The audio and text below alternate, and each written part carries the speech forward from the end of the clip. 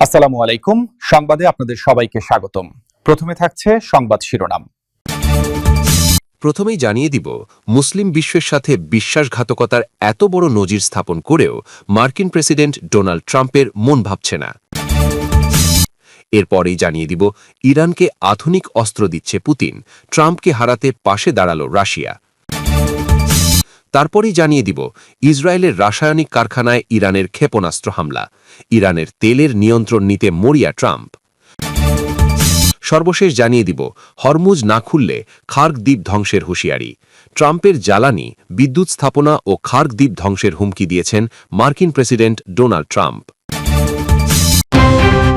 দর্শক, এতক্ষণ শুনছিলেন সংবাদ শিরোনাম। এখন জানাবো বিস্তারিত জানার আগে আপনি যদি চ্যানেলে নতুন হয়ে থাকেন তাহলে আমাদের চ্যানেলটি সাবস্ক্রাইব করুন, আর কোন জায়গা থেকে দেখছেন এবং শুনছেন তা কমেন্ট করে জানান।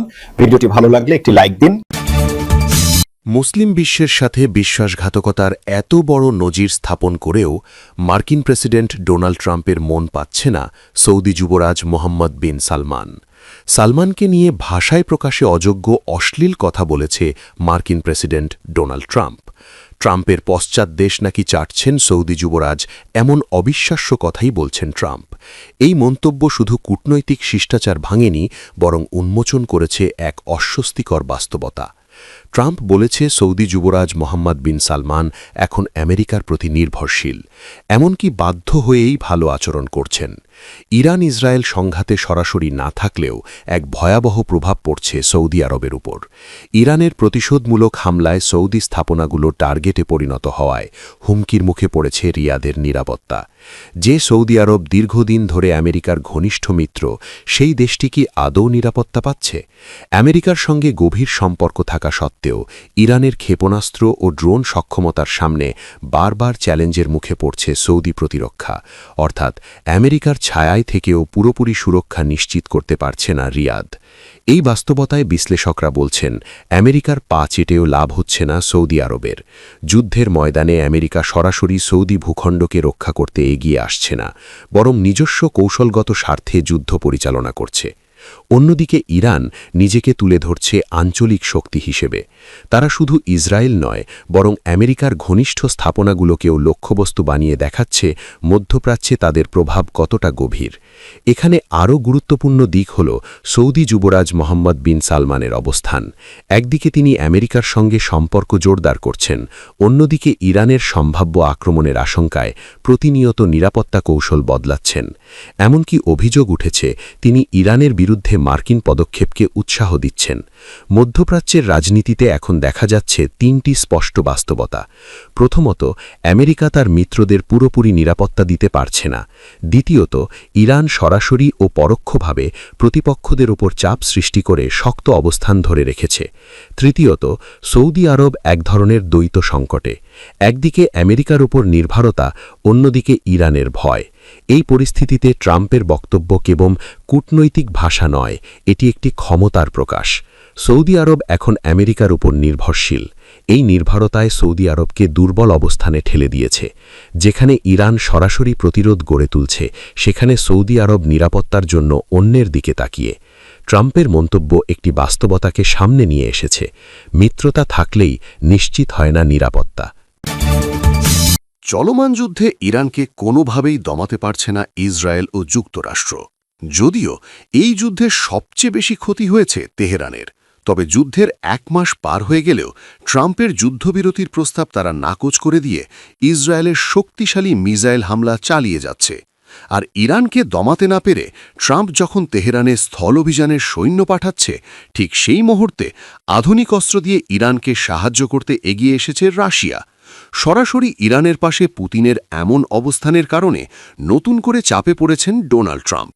যুক্তরাষ্ট্র ইসরায়েলকে তাই উচিত শিক্ষা দিতে শুরু থেকেই ইরানের পাশে এসে দাঁড়িয়েছে চীন, রাশিয়া ও উত্তর কোরিয়া। আর তাদের পাশে পেয়ে আরও দ্বিগুণ উদ্যমে যখন শত্রুদের উপর লাগাতার ক্ষেপণাস্ত্র হামলা চালিয়ে তাদের নাস্তানাবুদ করেই চলেছে তেহরান, ঠিক তখনই তাদের আরও একবার সুসংবাদ দিল বন্ধুদেশ রাশিয়া। ইরানকে এবার আমেরিকা ইসরায়েলের বিরুদ্ধে লড়তে সরাসরি প্রকাশ্যে সহায়তার ঘোষণা দিয়েছে তারা। ইউক্রেন যুদ্ধে বরাবরের মতো রাশিয়াকে শাহেদ ড্রোন পাঠিয়ে সাহায্য করে আসছিল ইরান, তবে এবার যুক্তরাষ্ট্র ও ইসরায়েলের বিরুদ্ধে লড়তে সেই শাহেদ ড্রোনেরই একটি উন্নত সংস্করণ ইরানে পাঠাচ্ছে ভ্লাদিমির পুতিনের দেশ রাশিয়া। এই ড্রোনে তারা জেট ইঞ্জিন, কৃত্রিম বুদ্ধিমত্তা বা এআই ন্যাভিগেশন, উন্নত জ্যামার প্রতিরোধের ব্যবস্থা ও স্টার্লিং ইন্টারনেট ডিভাইস যুক্ত করে আরও শক্তিশালী করেছে মস্কো।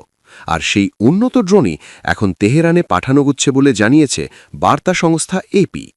এমনকি সেই উন্নত ড্রোনগুলো আজারবাইজান হয়ে মানবিক সহায়তার নামে ট্রাকে করে পরিবহন করা হচ্ছে বলে ধারণা করছেন ইউরোপীয় কর্মকর্তারা। তবে সেই চালানটি কত বড় এবং সেটি একবারে সরবরাহ করা হচ্ছে নাকি ধারাবাহিকভাবে করা হচ্ছে তা এখনও তাদের কাছে স্পষ্ট নয় বলে জানিয়েছে তারা, যদিও এ বিষয়ে মুখ খোলেনি ক্রেমলিনের মুখপাত্র দিমিত্রি পেসকভ। ইরানের জ্বালানি তেলের নিয়ন্ত্রণ নিতে চান মার্কিন প্রেসিডেন্ট ডোনাল্ড ট্রাম্প, আর তাই খারক দ্বীপ দখলের লক্ষ্যে ইরানের কয়েক সপ্তাহব্যাপী স্থল অভিযানের পরিকল্পনা করছে পেন্টাগন। তবে সিদ্ধান্তের কড়া প্রতিক্রিয়া জানিয়েছেন যুক্তরাষ্ট্রের আইন প্রণেতারা। এদিকে ইরানের ইস্পাহান শহরের একটি বিশ্ববিদ্যালয়ে বিমান হামলা চালিয়েছে যুক্তরাষ্ট্র ও ইসরায়েল। অন্যদিকে ইসরায়েলের বিভিন্ন অঞ্চলে দফায় দফায় ক্ষেপণাস্ত্র ও ড্রোন হামলা চালিয়েছে তেহরান। যুদ্ধের প্রভাবে এশিয়ার বাজারে তেলের দাম ব্যারেল প্রতি $115 ছাড়িয়ে গেছে। আশিকুর রহমান জানাচ্ছেন বিস্তারিত। ইরানের জ্বালানি তেলের উপর নিয়ন্ত্রণ নিতে এবার দেশটির প্রধান তেল রপ্তানি কেন্দ্র খারক দ্বীপ দখলের পরিকল্পনা করছে যুক্তরাষ্ট্র। এজন্য ইরানে কয়েক সপ্তাহব্যাপী স্থল অভিযানের পরিকল্পনা করছে পেন্টাগন।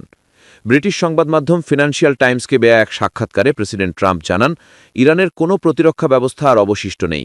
দেশটির জ্বালানি তেলের নিয়ন্ত্রণ নেয়াই এখন তার কাছে সবচেয়ে গুরুত্বপূর্ণ।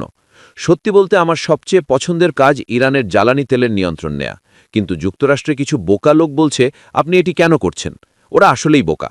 হয়তো আমরা খারক দ্বীপের নিয়ন্ত্রণ নেব কিংবা হয়তো নেব না।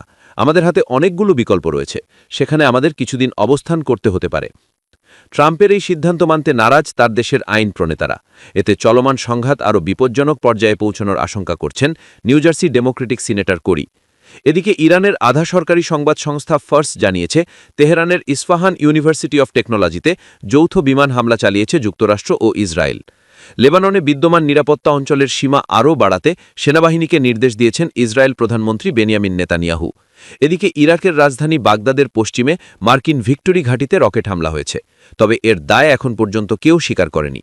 সোমবার ভোরে ইসরায়েলের বিভিন্ন অঞ্চল লক্ষ্য করে দফায় দফায় ব্যালিস্টিক ক্ষেপণাস্ত্র ও ড্রোন হামলা চালায় ইরান। এছাড়া কুয়েতে একটি সেনা ক্যাম্পে ইরানের হামলায় 10 জন সেনা আহত হয়েছেন। যুদ্ধের প্রভাবে আবারও বেড়েছে জ্বালানি তেলের দাম। এশিয়ার বাজারে ব্যারেল প্রতি $115 ছাড়িয়ে গেছে।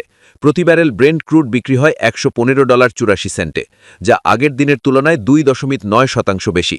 হামলা পাল্টা হামলার মধ্যেই যুক্তরাষ্ট্র ও ইরানকে আলোচনার টেবিলে আনতে উদ্যোগ নেয়ার কথা জানিয়েছে পাকিস্তান। সংঘাত বন্ধে রাজধানী ইসলামাবাদে কয়েক দফা আলোচনা করেছেন সৌদি, তুরস্ক ও মিশরের পররাষ্ট্রমন্ত্রীরা। হরমুজ প্রণালী না খুললে ইরানের জ্বালানি বিদ্যুৎ স্থাপনা ও খার্ক দ্বীপ ধ্বংসের হুমকি দিয়েছেন মার্কিন প্রেসিডেন্ট ডোনাল্ড ট্রাম্প।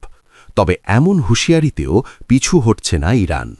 গত 24 ঘণ্টায় তেহরানি ছোড়া ড্রোন এবং ক্ষেপণাস্ত্র হামলায় ইসরায়েলে আহত হয়েছেন 232 জন, আর ইরানে নিহত ছাড়িয়েছে 2000। ইরান যুদ্ধের 31তম দিনেও কমেনি উত্তেজনার পারদ, বরং বেড়েছে সংঘাতের মাত্রা। মুখ থুবড়ে পড়েছে মধ্যস্থতার চেষ্টা। এমন পরিস্থিতিতেই ট্রুথ সোশ্যালে দেয়া পোস্টে ইরান ও খার্ক দ্বীপ ধ্বংসের হুমকি দিয়েছেন ট্রাম্প। তার হুঁশিয়ারি, হরমুজ প্রণালী খুলে না দিলে এবার লক্ষ্যবস্তু করা হবে ইরানের বেসামরিক জ্বালানি কাঠামো, বিদ্যুৎ কেন্দ্র ও তেল ক্ষেত্রকে। সোমবার যুক্তরাষ্ট্র ইসরায়েলের বিমান হামলায় তেহরানসহ কয়েকটি শহরের বিদ্যুৎ অবকাঠামো ধ্বংস হয়েছে।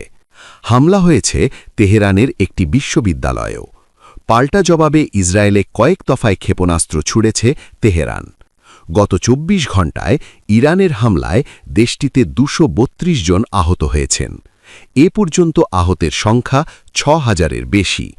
এদিকে ইরানের রকেট হামলায় ধ্বংস হয়েছে ইরাকের মোহাম্মদ আলা বিমান ঘাঁটির একটি সামরিক বিমান। ইয়েমেনের হুথিরাও জড়িয়েছে দ্বিতীয় মাসে গড়ানো এই যুদ্ধে, ফলে অবরুদ্ধ হতে পারে বাবেল মানদেব প্রণালীও, যা বিশ্ব বাণিজ্যে তৈরি করতে পারে নতুন জটিলতা। লেবাননে উত্তপ্ত পরিস্থিতি। হাইফা নৌঘাটিতে ক্ষেপণাস্ত্র হামলা চালিয়েছে হিজবুল্লাহ। বেতলেফে ইসরায়েলি বাহিনীকে লক্ষ্য করে হামলা হয়েছে। আল আমিরিয়ার একটি চেকপয়েন্টে ইসরায়েলি হামলায় ৫ জন লেবানিজ সেনা আহত হয়েছেন, যাদের একজন গুরুতর। যুদ্ধে এ পর্যন্ত ইরানে নিহত ছাড়িয়েছে ২,০০০, এর মধ্যে ১,৫০০-এর বেশি বেসামরিক নাগরিক। লেবাননে নিহতের সংখ্যা ১২০০-এর বেশি। এদিকে যুদ্ধের প্রভাবে ব্রেন্ট ক্রুড ব্যারেল প্রতি পৌঁছেছে $১১৫.৯৩, যা ফেব্রুয়ারির তুলনায় ৬২% বেশি।